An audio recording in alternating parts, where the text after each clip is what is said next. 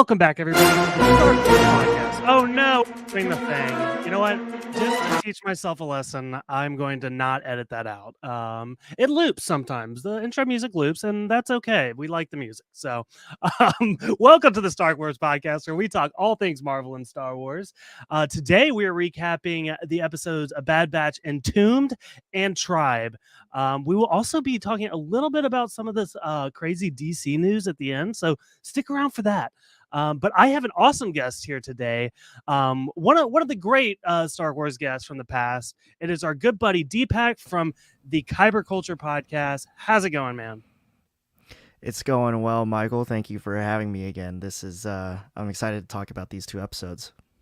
Yeah, I want to get your takes here because I guess I'll lay it out first. So I watched the episode last week. I was not thrilled at all. I didn't like it. But this week was much better, and I'm excited to dive into it with you. But what have you thought about season 2 of Bad Batch altogether?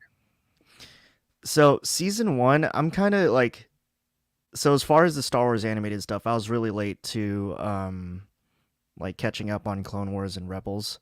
So those are the bar for me, and I feel like Bad Batch isn't quite there, but it has like its good moments. Like I think like the first season, the premiere of the Bad Batch, that's probably one of the best Star Wars things ever. You know, that first episode, everything happening after Order 66. But I'm okay with it. I think it's like harmless. It's a harmless show. It's like a nice little watch, something new to watch every Wednesday, and just quick 25 minutes, like while you're having lunch or something. It's fun. It's a nice little series.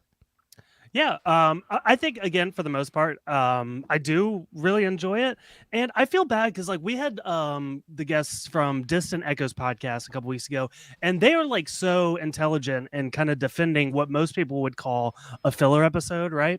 And here's my thing: it's like for whatever reason, a lot of that, like especially this first episode, Entombed, it's like I feel like there are episodes where we're not necessarily learning anything about the characters.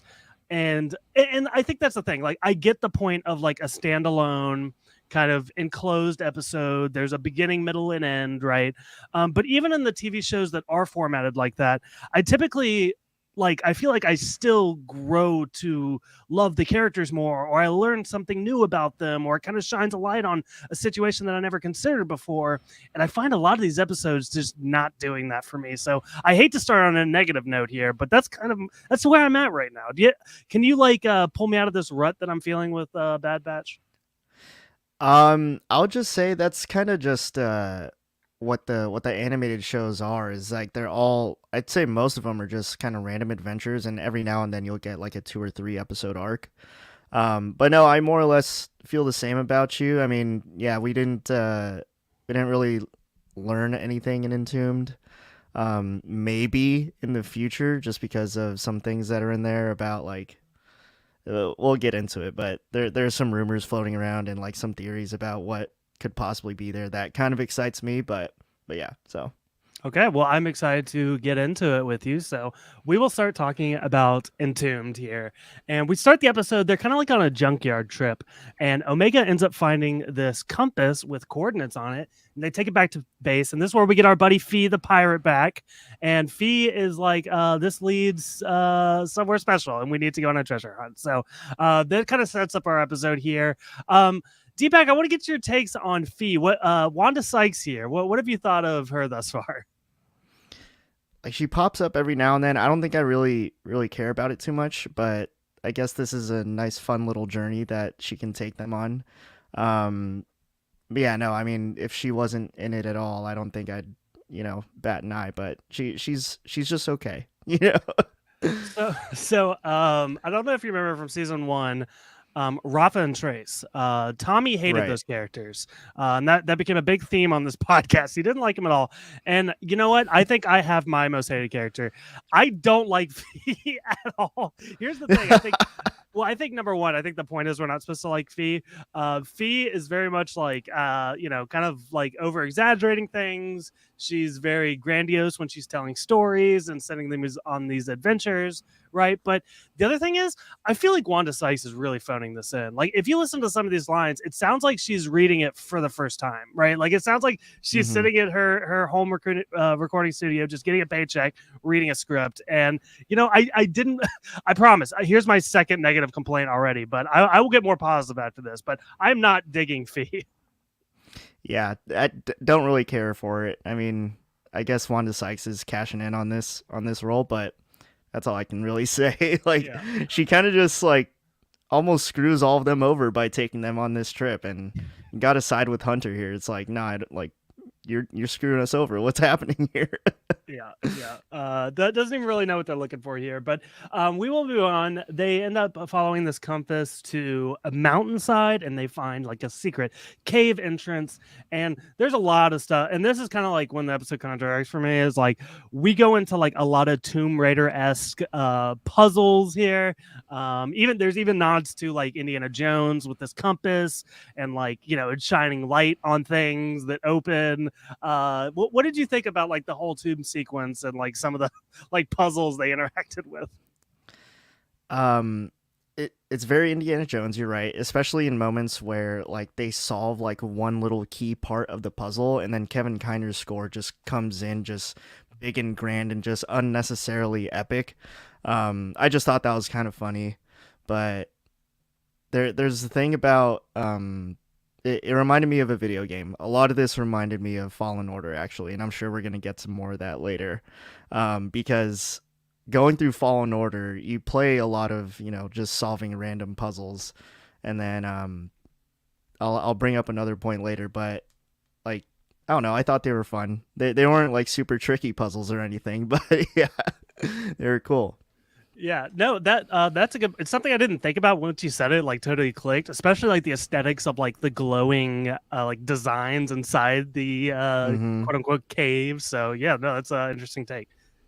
Yeah. Um, but yeah, so this is where we kind of find out also what they're actually looking for, and they mention it is the heart of the mountain, that it is in the tomb. And again, like it's all kind of vague, and like Fee doesn't know exactly like what she's getting herself into by any means, which is I guess that's fascinating. Again, not something that makes me like Fee so much, but it's fun. Yeah, no, she's just here to try and get paid, Mhm. and yeah, I Yeah. don't know.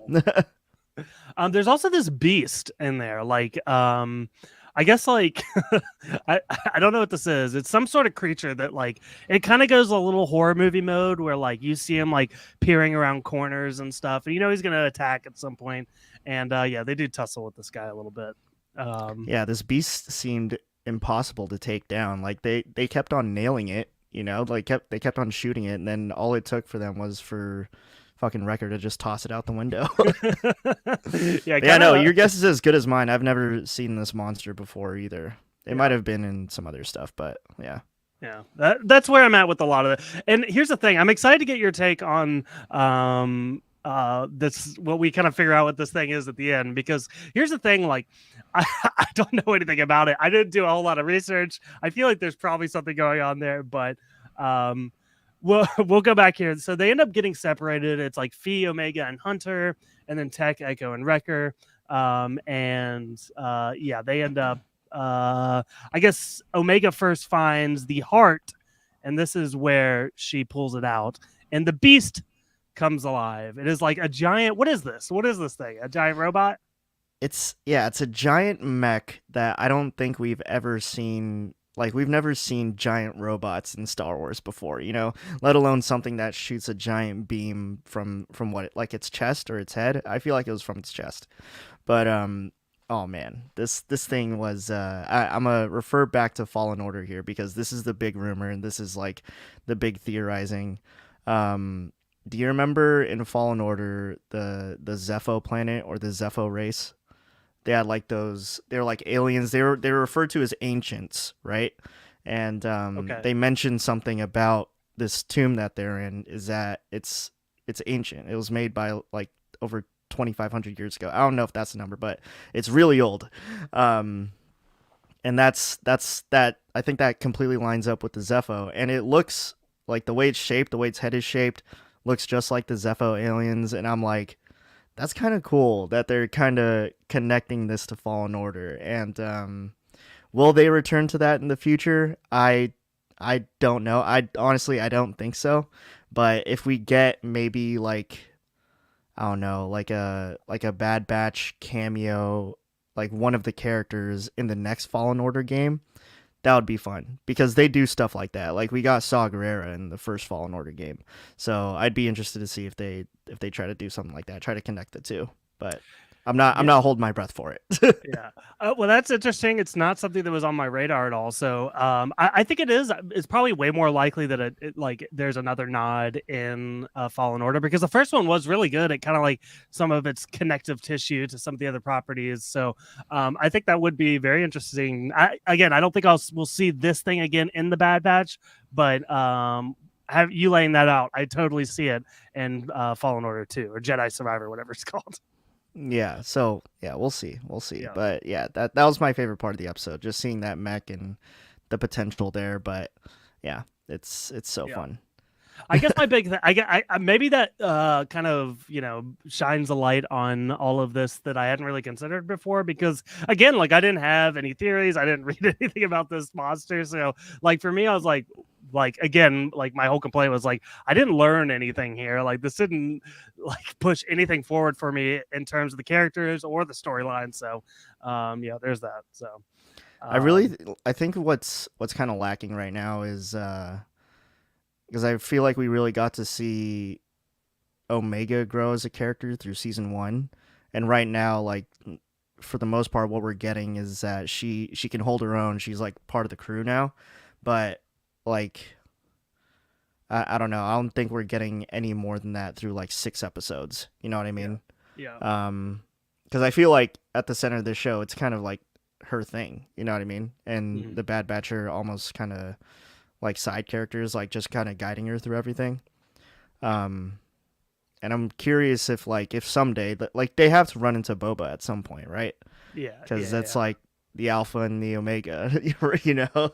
Yeah, that's So definitely something we've talked about, and also it would be interesting because you mentioned. So let me ask you this: aside from Omega, who's your favorite Bad Batcher? Tech, and Okay. actually it wasn't the last episode. I think it was maybe episode 4, the faster one, the racing one. Mm, That was the one that solidified it for me. okay, I see that. Tech fucking It rules. yeah, and that's kind of what I'm looking for in season 2, right? Because I do feel like we're really established with Omega. I'm totally sold on that character. But like I want more from the Bad Batch themselves, right? Like I want to learn more about these characters, and that is a great example of like a big moment for that character that kind of changed my perception of Tech. So I would like to see the same thing for we get a lot of Wrecker, but like I still think we could dive deeper into like who these people are and what they're capable of, whether it's Wrecker, Echo, Hunter, all of them, really. So Yeah, I think they're giving uh some time for Echo to shine because he's kind of like the one that's like in the first 2 episodes he was always the one talking to Hunter saying like, "Hey, like we keep pulling these jobs just like for our survival, but we could be doing more, you know." So I think they're trying to like build him up a little more to kind of like a little redemption, you know, yeah, yeah. because he was Um, so like screwed over in the like yeah. Yeah. So we'll go back to the episode here. They end up yeah, so a couple things happen here. Fee almost falls, Hunter saves Fee, Wrecker throws that freaking gargoyle out the window. Tech's trying to shut down the monster, that doesn't work. They end up just putting the heart back in and like that like turn it off. So it's not even really like like at first I was like it's like the opposite of a key, right? You take it out to activate it and then you put it back in Hmm. and it destroys itself. So again, I don't like the technical aspect of this robot. I don't fully understand, but it is what Yeah, it is. and like I feel like sometimes whenever they get into a pickle, Tech always does something that's like super smart that helps him solve the problem, right? But this time around, he's like, "Well, we took it out. What if we put it back in?" I'm like, "Great, thanks, Tech." Like, That's like a wrecker solution, not a tech yeah. solution. Yeah, But yeah, well no, when done. they put it back in, it literally the machine literally destroyed itself, and I was like, "All right, cool." Yeah, yeah. Not the best like design there for the character. Like, I don't know, just it's kind of a one use type monster, Yeah. but yeah. So they end up the thing collapses, and they're all kind of again they're kind of upset with Fee here. They're like, well, this is a big waste of time. Like, nothing, we didn't gain anything here. But Fee has something here that they're going to their next stop would be the kingdom of Elway to find a chalice. That would be their next mission. Which like I thought that might be the next episode, but we didn't get that. I don't really know what Elway is. The only thing that I put together here is I don't know. Again, the chalice, is that like another reference to Indiana Jones? I don't know. For real. Like, I mean, yeah, no, to me, it just kind of seemed like almost like kind of like some throwaway lines. Like maybe they return to it in like 3 episodes down the line, and it's just another random adventure, you know. Yeah. But I didn't really think anything of it. I was like, yeah, I think they're. She's just, yeah. I don't think they're gonna find whatever that is. Yeah. So all right, well that is Entombed. Not my favorite of the two we're going to talk about, because we will move on to Tribe here, and this is one I'm going to gush over. I thought this was absolutely incredible. We get the return of Gunji from one of my favorite arcs of the Clone Wars with the younglings, and I love seeing Gunji here. What do you think about the return of Gunji? Absolutely love the return of Gunji. My guy is back, and I just want him in live action like right now. Yeah, Um, but no, he was like I love Gunji just from like the first one. He has the coolest lightsaber for one. Well, maybe not the coolest. He has a pretty cool lightsaber, but like the wooden hilt is just awesome. Um, he kicks so much ass, and man, what an episode for Gunji. yeah. I feel like my favorite lightsabers are always the ones that like speak to the character itself, right? Like Right. I feel like like Dooku has the curved hilt because he's more like the fencing style, and you have like Kylo Ren who's got like the broken Kyber crystal, and it kind of like it's more of a reference to him as a person as well. And then you get like he's got the wood from Kashyyyk, and yeah, so yeah, definitely up there, like upper echelon lightsabers for sure.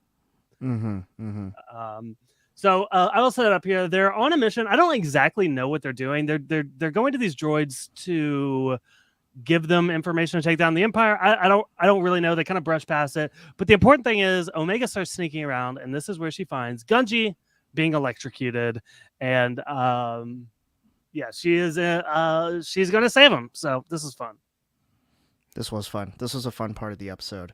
Um, but I think what they were doing, what the Bad Batch was doing, it seemed like they were just pulling another job for Sid, and they were selling like fake identification credentials or something, Gotcha. something along those lines. But yeah, no, the rescue was pretty great, just because like just right when he force grabs that lightsaber, it's like he doesn't even need the rest of them anymore. He could probably just take down all these droids himself, but they had to get out of there. So Yeah, Gunji's like I don't know, like he's a youngling obviously, or I guess like a teenling now, but he's kind of a Teen badass. Wookie. Yeah, teen Wookiee. Yeah, yeah, he's kind of a bad. Like he's very good with the lightsaber. So impressed, Gunji. Um, so Echo ends up finding them, and they call for backup. And this is where we find out the droids are trying to sell the Wookiee, and this is where a lot of the fight breaks out. And they end up escaping on a ship, and this is where we find out very very like touching, like because when they first escape and they're on the ship, Gunji is like kind of like cowering in the corner, like very Mm-hmm. afraid of the Bad Batch, and for a good reason, them being clones and all. But they're able to break through the Gunji. So I kind of like, I was starting to think like, could this be like a new Bad Batcher, right? Like, I know like the point of the episode was to get him back to Kashyyyk, but there was a moment there I was like, I would love for Gunji to become like a mainstay on this team. Same here, yeah. Add a Jedi into the mix, that'd be fun. But Yeah. yeah, no, I really like this scene too. It was very like right when he opens up, it's like Omega gives him his food or gives up her food so that he can have it. It's like very touching. Mhm. And I like that they just were able to like talk through to him. It's like, yeah, well, he's afraid of us, but you know, it's with good reason. Like they like us clones like tried to go after him, you know. So luckily they had tech there to save the day to translate. Yeah, yeah. My guy's coming through again. Let's go Tech, Team Tech. I ask all our guests this thus far, but I'm gonna stop down here because there is like an interesting connection between Gunji and Omega, and we kind of see it throughout the episode. But they seem very connected, and there's a lot of theories about like Omega being force sensitive and all this kind of stuff. Do you have like an Omega theory? Like, is there anything more to Omega that we're missing? I I really don't know. I mean, she's like she's one of those clones that just grows up naturally, right? And I mean, I feel like they are building something up to that, but I mean, I really have no clue. Yeah, um it's possible, like maybe force sensitive. I don't know if that's how they connect. I think they're just connecting just because they're kids, yeah. you know? But yeah, I'm not sure on that one. No theories. Have you heard any good theories about Omega? I mean, again, I ask everybody this. I've heard some great, like, I think the main, like, if there is like a big theory, it is like somehow she has some sort of force connectivity. It's interesting that she's like kind of like a savant in everything she does. She is good at everything. So it's interesting in that way. For me, I'm not gonna put all my money on that. I'm kind of like, you brought up Boba Fett, and like that's been the horn I've been ringing this whole time. Is like there's going to be some big reuniting of Boba Fett and Omega, and I don't think it's necessarily going to go well. I think they'll not see eye to eye, and I think that'll be a lot of fun. Yeah.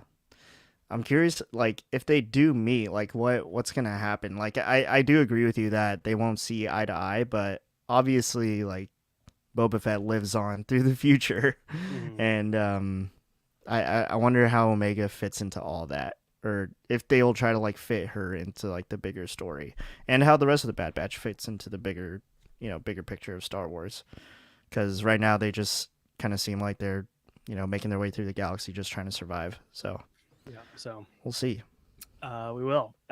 So let's see here. Yes, so they're going to end up going to Kashyyyk, and I really like they end up landing there, and one of my favorite themes throughout this episode is how they characterize Kashyyyk through animals. Right, the first encounter we get is we walk up on all these spider webs, and there's these giant spiders, and of course, at first they're afraid of the spiders, but it's explained to them that like these guys are not going to attack us.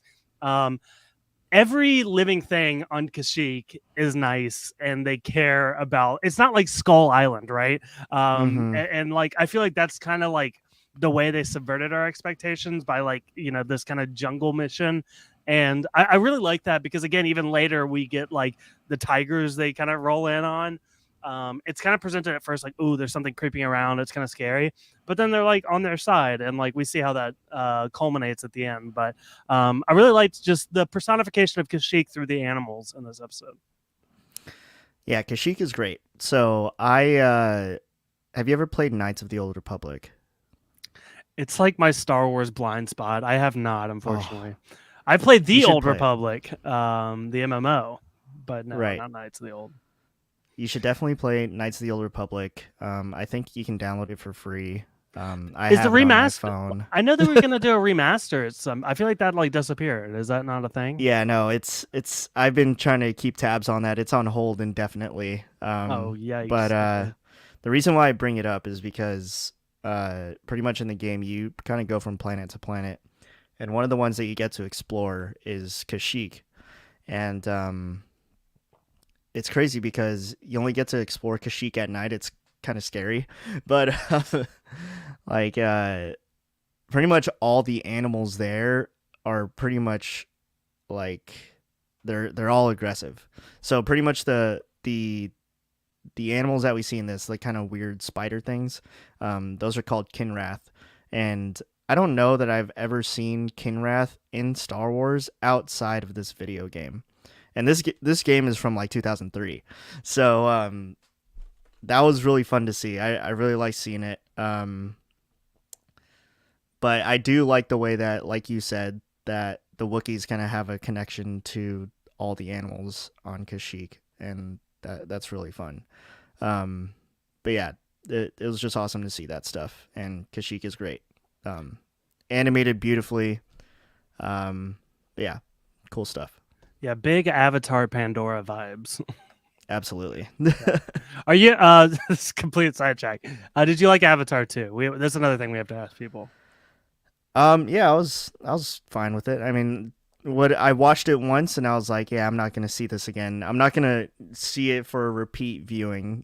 I think it's a tad too long. Okay. But yeah, no, I mean, it's the gold standard for CGI and visual effects. Okay. Like everything else is like Walmart brand to me. Yeah. I might be the biggest Avatar stan. So Gotcha. look out for the spinoff podcast where we talk only about Avatar.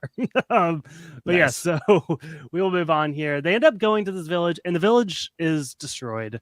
We kind of get hints to this. There's like a lot of smoke, and yeah, it's not looking great. But yes, the village is destroyed, and this is where we see some Trandoshans with a Wookiee that has been captured, which is this, this is all over Star Wars, the like race rivalry between the Trandoshans and the Wookiees. Even in most recently Book of Boba Fett, you get the Trandoshans trying to sell Wookiee pelts, right?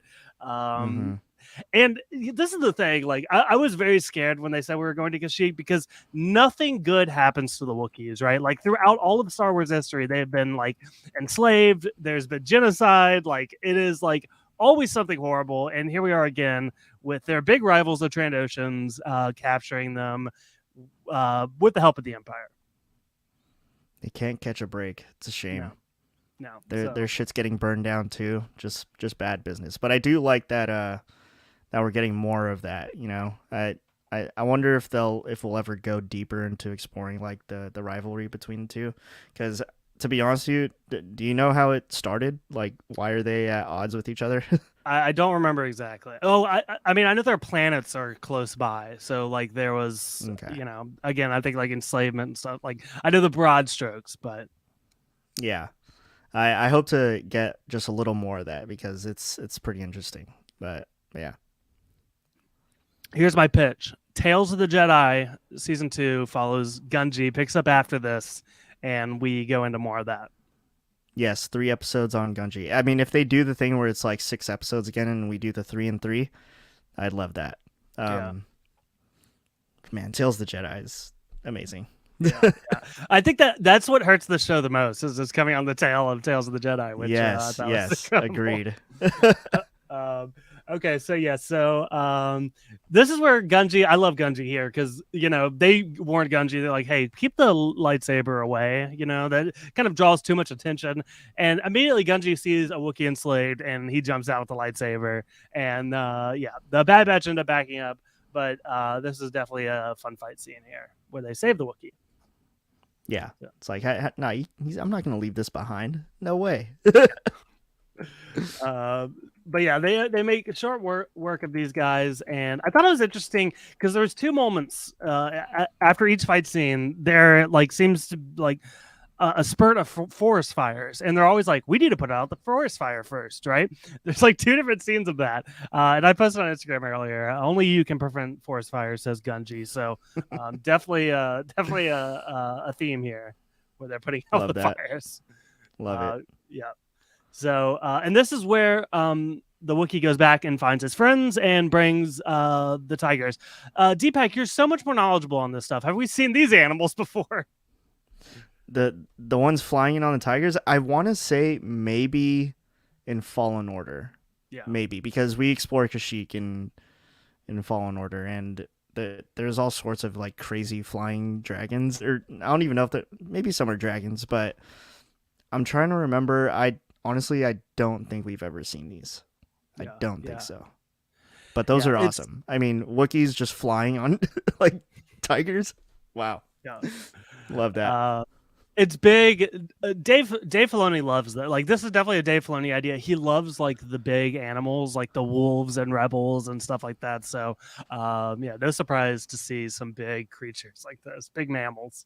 So, but yeah, they end up going back to a camp led by Yana, who is like the Wookiee leader here, and yeah, they yeah, I mean that's kind of it. We also get a scene here where the clones of the Trandoshans are talking. They're looking at the saber marks, and the leader says 100 pelts to whoever finds the Jedi. So you know things are going to get interesting from here. Mm-hmm. Yeah. Yeah. We also get a scene here where they're eating with the tribe. There's a lot of eating with the bat. Like they love feasting. So they take every opportunity they can get and they eat with the tribe, which I thought this was fun. Wrecker loves chowing down. What do you think that liquid stuff is? That Wrecker loves, but Echo was kind of like, nah, I don't want any of this. Yeah. I don't know, like bone broth or something. I don't know. Yeah. I don't know, but bring it to Galaxy's Edge. Some imported Kashyyyk soup or whatever's going on there. I'd be Yeah. down for it. I've only experienced the blue milk, but we need to explore the palette a little more. Yeah. Yeah, exactly. So they realize that these guys are coming to get them, and the Bad Batch is like, no, like you guys have been our allies, and we're gonna fight beside you, which I thought that was really fun. So this is also like an interesting point where they ask the trees for help. They're like praying to the trees or whatever. Interesting theme. This is something like we see like throughout the end of the episode here. But yeah, any thoughts on like I don't know. Very fun how they very much rely on the planet. Yeah, very very Avatar here. But no, it was fun to see because, like I said, in Knights of the Old Republic, the Kinrath, the spider things, you're always fighting against them. So it was nice to see like them teaming up, and honestly, absolutely terrifying that these are just giant spiders. Just wrapping you up, like 5 of them just swarming you. Like it's game over. Like if I ever see those in real life, I'm done for. You know? Like their one arm is like as big as like their torsos. It's very terrifying. Yeah. But what I think I like the most about this is that all throughout the episode, you see a lot of action from Gunji, but he never kills anybody. Like, and he had like every opportunity to, and like he didn't kill any of the Trandoshans, at least from I don't remember. Like, I remember him like jumping up on one and he just kicked him over. But he didn't even kill the lead Trandoshan. He just let the spiders take him away. So very very Jedi of him, which was nice to see. And it's interesting because like I even mentioned in like the first 2 episodes where they kind of went out of their way to like have the Bad Batch not kill a lot. Like they were always incapacitating them or like blowing up something next to them so they're just knocked out, but they kind of went all out. Like yes, Gunji was not involved in any of the murdering, but like particularly Hunter killed a lot of people here, which I was down for. I was like, these guys are slavers, they're bad, let's kill them all. But again, like it's not something you typically see from the Bad Batch, but full murder here from them. Yeah, no, they're like, I'm blasting. They're trying to kill me. It's Yeah. So and yeah, Gunji like this scene was just so cool too. I feel like they really flexed the animation here. I think the 3D animation for all the Star Wars shows just constantly improving. Just a scene where it's like all the fire and he's like trying to fight this Trandoshan. The Trandoshan has a name, but I forget what it is. But it just looks really good, like all that fire stuff and him just like perched up in a tree watching the spiders like wrap this guy up in webs. I'm like, oh gosh, gross. Yeah, Commander Venomore, I believe. I wrote that one down because it's interesting. I don't know, like it's got the prefix of venom in it, so I didn't know what they're trying to say there. I guess just the fact that they're like reptilian, but yeah. So, but yeah, no, I like that Gunji just watched him like get swarmed by all these spiders. He's like, well, I didn't kill you, but yeah, that was a very cool scene. So, yeah. Yeah, that kind of wraps up the fight here. They end up having a final meal with the Wookiees while Omega and Gunji are praying with the trees. And I don't remember exactly what the leader of the Wookiees said here, but it was one of my favorite lines of the episode. The trees weep when the kids leave, and they cheer when they return, or something like that. And I thought that was a lot of fun. Again, just getting that final shot of those two, again, kind of bonding over this. And I don't know. It's like Omega's leaving a bit of herself on Kashyyyk. Yeah, yeah, yeah. And Hunter just always being broody too. Him talking about kids having to being like they're not able to be kids because of the world that they live in. I'm like, oh, damn. Yeah. Yeah, very sad. But that is the end of the episode here. A lot of fun. Do you have any other final comments on the Bad Batch?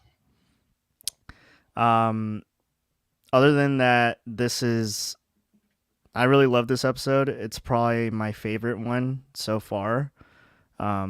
Before it was faster, but yeah, no, this was great. I hope they keep the momentum moving forward, but I feel like that's kind of a tall ask just because there's so many episodes moving forward.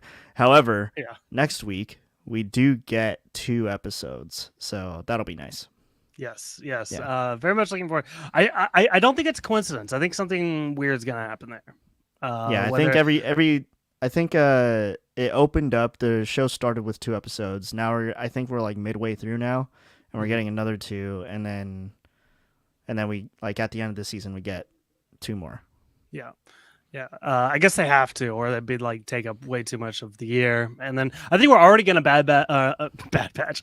I think we're already going to overlap with the Mandalorian, so that'll be interesting as well to have 2 Yeah. Star Wars shows at once. That'll be great. Yes. And no, that's yeah, no, I thought about that. I was wondering if like okay, like something big either happens because they drop 2 episodes at a time, or it's just scheduling conflicts and they just have to. You know? Yeah. Okay, well, I did tease you a little bit. I said I had a game for you at the end. Okay. I hope I can get. I hope I can play. I mean, there's no winning and losing, to be fair, but I just have to imagine that Kyber Culture is gonna be talking about the DC stuff at some point. So, I want to actually stop down right here, and I want you to tell people where they can find your podcast and everything else you're up to, because we're gonna be doing something different with the DC coverage. Gotcha. Okay. So the Kyber Culture, it's on every podcast platform. We also have a YouTube channel. You can find it at the Kyber Culture. We're on Twitter, Instagram, TikTok, Letterboxd. There's so many of these things, but if you want to listen to our show, it's available wherever you get your podcasts. iHeartRadio, Spotify, Apple. Our YouTube channel, like we have our full episodes up over there as well. Not really doing video right now, but maybe in the future. But if you listen to podcasts on YouTube, it's up there as well. Yeah, and I gotta say, I've been listening back since the Age Narrative days. I really love the podcast. You guys do an incredible job. But in particular, I gotta say, guys, follow at Kyber Culture on social media, because I think you guys have like some of the best social media in the podcasting game. Like you're on it. Like here's the thing, like Thank you. there was like every time there's news dropped, like on Twitter and stuff, I go to Twitter and like you've already posted about it, and I end up sharing your post. Like not even like whether it's like the Spider-Verse trailer, like I'm not sharing from the Sony account, I'm sharing from your account, so you're always up to date on the news and stuff. So very impressed with all of that. I can't keep up. Well, I do share it from the Sony pages, so but yeah. Thank you. Yes. We will move on to our game here, and actually it's inspired by another podcast. Our good friends over at Two Girls One Multiverse podcast, the Marvel podcast, they always close their episode with these types of games. So I've got 2 here. We're gonna do Smash or Pass, and then we're gonna do Fuck, Marry, Kill. But here's the thing. Wow. It's only DC properties, okay? So if you Interesting. guys missed Okay, the let's do it. if you guys missed the news, there was a bunch of stuff announced for the DC slate from James Gunn and a lot of their new plans and their new upcoming universe here titled Gods and Monsters. We're gonna go through each of those titles, and I'm gonna have you. The last one's a little different, but for the most part, we're going to be smashing and passing here. Okay, so I'll give you two Okay. of the DC properties announced, and you tell me which one you're smashing and which one you're passing. Okay, Okay. All right. cool. All right, so we'll start up here with Superman Legacy versus The Brave and the Bold, which is the Batman and Robin movie. So, which one are you smashing or passing? Damn. Okay. So And explain. Yeah, I I'm need your reasoning. I'm going to smash the Brave and the Bold. And smash means like I want it, right? Yeah, that's I'm good. assuming That's yes. Okay. I want the Brave and the Bold, mostly because it's been a while since we've gotten like any Batman and Robin. I mean, what was the last one? Like that one with fucking George Clooney and Yeah, that other guy. like the worst one. Yeah, that was the last time we ever got like a live action Batman and Robin. They do very well in the animated stuff, but I think James Gunn will be able to maybe give us a good one here. And it's Damian Wayne, and I only know him a little bit through video games, but I'm really interested in this story and who he's gonna cast as Batman. And then I'm gonna pass, even though I still want to see it. I'm gonna pass on Superman Legacy, mostly because like I did want. I am a Henry Cavill fan. I did like him as Superman. I think a lot of people did. I'm not a Snyder person though. Yet there's a difference. Listen, I talked to my good buddy Alex Bazard about this for like 2 days, but I was like, I hate the Snyder movies, but I love the cast. Like the casting was never the problem. Yeah. So yeah, we've gotten like some pretty iconic iterations of Superman already. But yeah, so yeah, Brave and Bold for me. Fair. So I will do the next one here. It is Waller versus Creature Commandos. These are, I believe, they're both TV shows. One animated, one not. Yeah. Do you have any takes on this? Creature Commandos is the animated show, right? It's Yes, I believe it's the first thing that's going to come out in this new universe. I don't know anything about it, so I know what I would smash and pass. Mainly because okay, I don't know anything about interesting. Creature Commandos, but it's like an animated James Gunn property. Like that sounds fun in and of itself.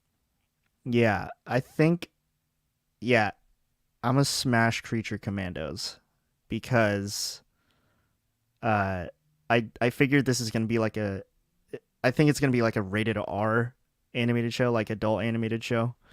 Um, and I mean, like I don't know anything about them, but James Gunn always does something really well with unknown properties.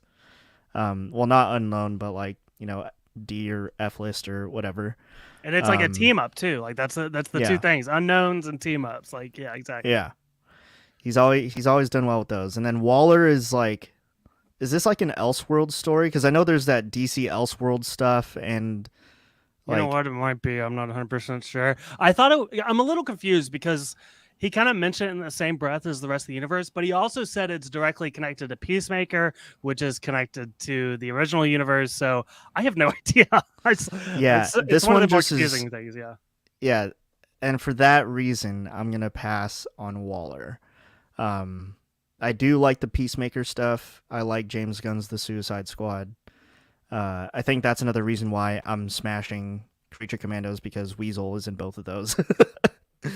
um, so yeah, like Cool. Waller connected to the older stuff kind of is too confusing. So yeah, Okay. See, I would have said Waller because I'm a big Peacemaker fan, and I think it's all in that universe. So, but yes, I totally understand. It's weird. It's weird. We'll move on yeah. to the next one. This is two interesting ones. Booster Gold versus the Authority. So just to set it up, Booster Gold Ooh. is kind of it seems like a more comedic type character. I guess he's like a time traveler and he brings tech back and he's like a superhero. And then the Authority kind of seems like the boys in the DC universe. So yes, what are you smashing and passing here? Okay, so again, I'm gonna go with the unknowns. I don't know nothing about the Authority, and for the same reasoning as Creature Commandos, James Gunn will make this team. He will create or he'll make this movie, and it'll be a household name. Um, I feel like it'll be rated R. I feel like a lot of this stuff might be rated R. To be honest with you. Please, just f the kids. Just give us all the. Who cares? Yeah, Hell, I'll let my 3-year-old son watch the rated R DC stuff. I don't care. you won't remember it. Yeah. um, but yeah, so I'm gonna go the Authority, and it's another team up. Um, but I do like. Okay, I'm smashing the Authority, passing on Booster Gold, but Booster Gold does excite me a little bit, mostly because like there's some crazy fan casts out there already, and I feel like because James Gunn did say that he will probably bring some of his Marvel people to the DC universe, and I think this role is just written for Chris Pratt. So Oh, I shit. wouldn't be surprised to see Chris Pratt as Booster Gold in the future.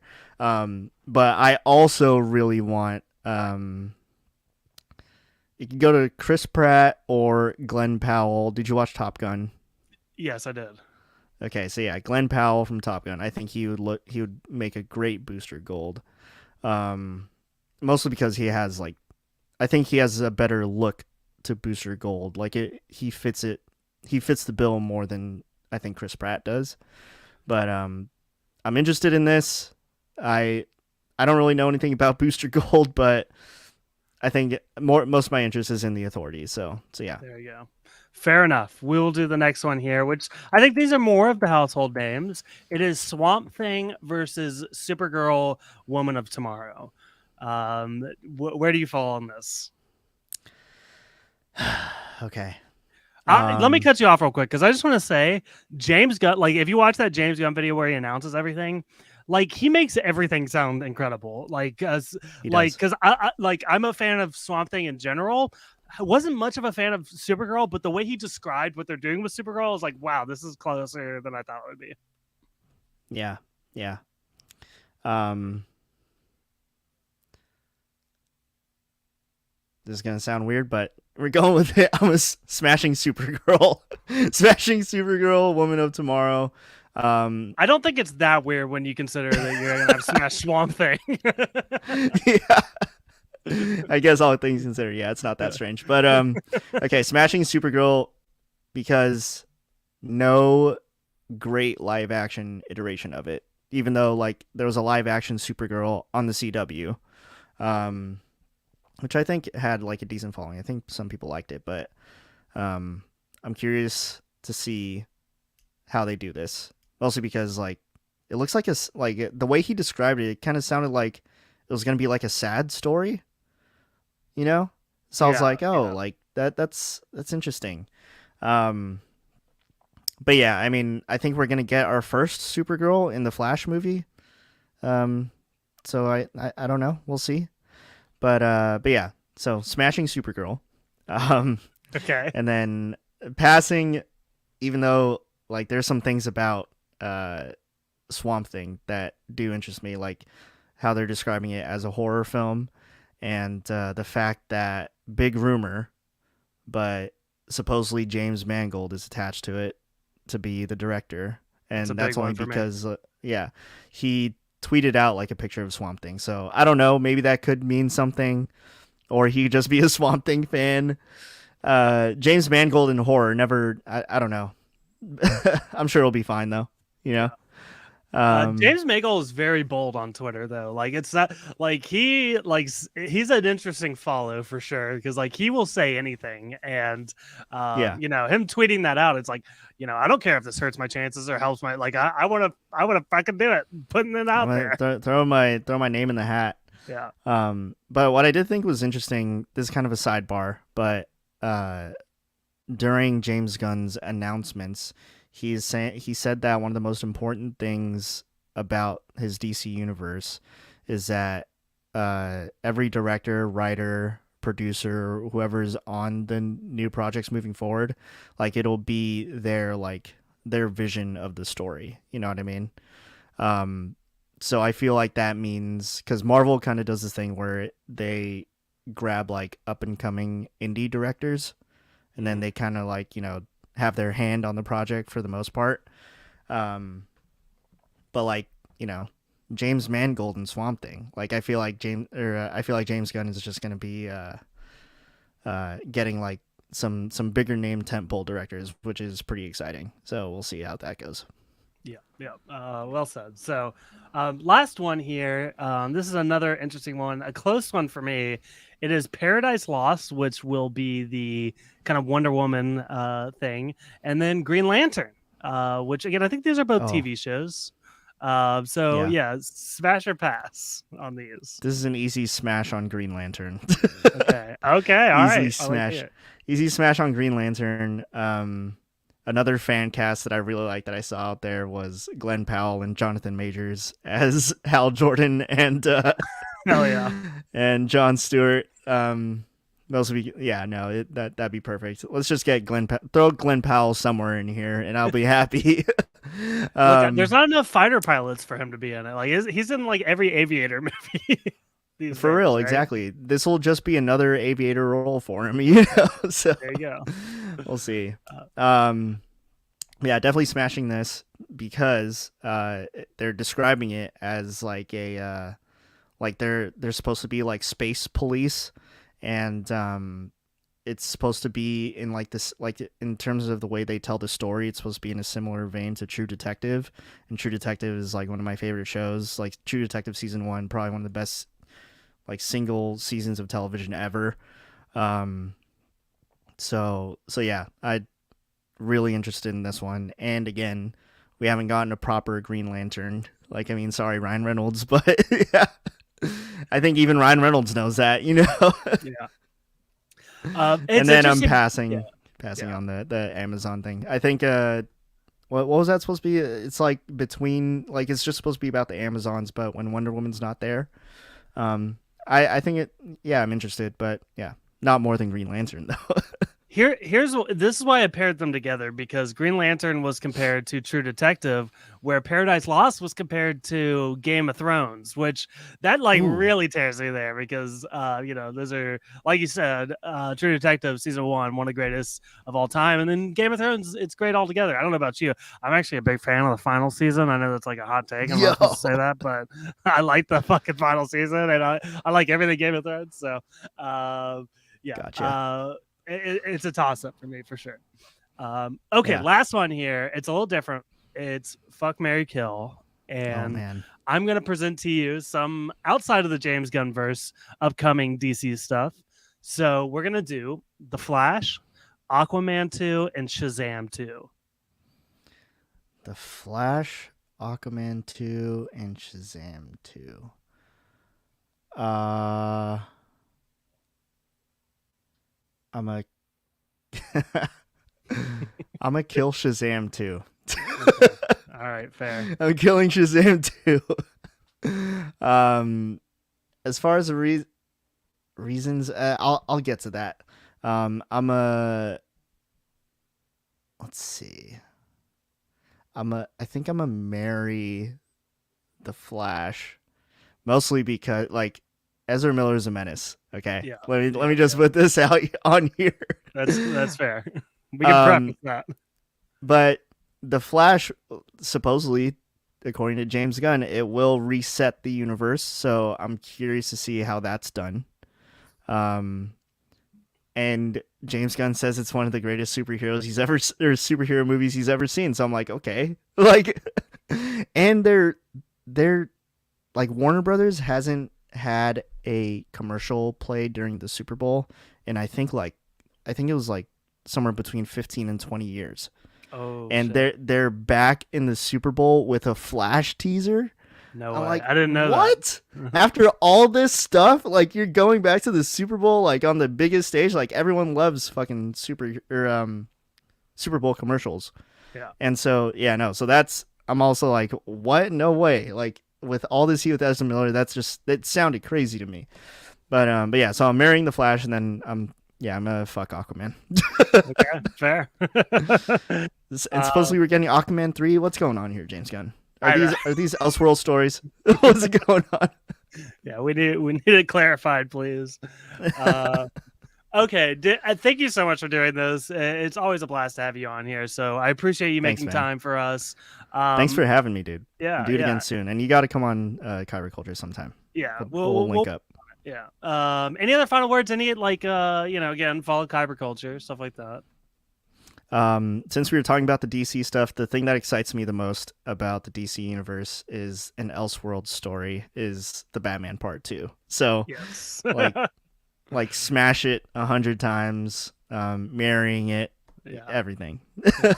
Well said. Well said. um, So. yeah, but as far as like something else I'm watching, like outside the vein of like superheroes and Oh Star yeah, Wars and all we that stuff. I almost skipped over the recommendations. We gotta do some recommendations. Yeah. I just binged the first season of Abbott Elementary. Very funny. It's like a workplace comedy similar to like Parks and Rec or The Office. Um, but it's great, and it's winning tons of awards. Quinta Brunson is awesome. But yeah, it's fun. Nice little Yeah. watch. It's only like 25 minutes an episode. It's like Clone Wars in a way, or I mean Bad Batch in a way, where it's like such an easy watch. It's a nice palate cleanser. Like if you just watch some fucked up shit and like you can't go to bed, just put on an episode of Abbott Elementary, and you'll be good to go. See, that show for me has been Search Party on HBO Max. Like that's kind of like my like it is kind of dark, but it's also funny. Here's the thing, like I'm actually not like people always make fun of me when I say this, but I'm like not a big comedy guy. Like it's not my genre. I don't watch a lot of comedy either. Yeah, Yeah, no, it's like all the classic comedies. Like I haven't seen like a handful of them, yeah, but yeah, no, I don't know. yeah. So that's good to hear, though. Maybe I'll check that out. I have a recommendation here, and it's a big one. Something I'm super obsessed with right now, and I can't wait to share with you guys. So I've been talking a lot with my brother Jake, who's been on the podcast before. I've been in like a video game rut, like a lot of stuff, just like modern games. Like I don't know what it is. Like the ones I'm really excited for, they end up getting bad reviews, and I'm like, okay, well, I'm not playing that. And then the ones that get really good reviews are things that don't appeal to me. So I'm like, I'm constantly in this ebb and flow of like I just can't play games. Like I feel like I don't know, am I too old? Am I like, or do video games suck now? Like what is it? But I ended up, I was like watching videos after videos. I was like, and I was watching videos specifically like, oh, you are in a video game rut? These are the games to check out. And somebody had recommended to me a game called RimWorld. And Mm. RimWorld is, I get compared to so many things. It's like, it looks like Animal Crossing, but it has like the strategy of Age of Empires and like the darkness of The Last of Us and Mm. kind of the simulation of The Sims, right? Like it's kind of like this amalgamation of so many different things. It's like this survival type simulator. Where you kind of build a colony, you crash land on this like mystery planet, and you have to build your colony, and like terrible things happen, and like so much of the game is centered on horrible things happening to you, right? Like one of your characters could just have a heart attack and die, or like maybe some raiders come and kill you. And here's the thing, like I could continuously go off on all the horrible things that could happen to your colony, but like also like I want people to play it, so I'm like I don't want to spoil too much, but at the same time I can tell you everything that happened to me, and then you go play that game and you're gonna have a completely different experience. So I'm completely raving about this game. I'm telling everybody that I possibly can to check out RimWorld, and Depak, just putting it out there. It's a great game. Okay. Is it what console is it It's on? PC actually, so PC. Okay. yeah, I guess that's limiting to some folks, but it's also again, it's like animal, like, and I think most computers could run this game. So there's Gotcha. that. Okay. Nice. All right. Again, thank you so much for doing this. I'm Of going course. to close this out here. I'd like to remind you guys to rate and review us on iTunes and Spotify, preferably 5 stars. Also, please subscribe because we're going to be every single week. We're kind of alternating between Bad Batch and The Last of Us right now, doing 2 episodes apiece. So come check that stuff out. And if you subscribe, it'll come straight to your phone. It's so convenient. Follow us on Instagram, Twitter, TikTok, Hive, everything at Star Wars Pod. Also, ask us for our Discord link because we have a little Discord community going on, and we'd love to have you guys. But that is all we got for you guys. Thank you so much for listening, and we will see you next time. Bye. Peace.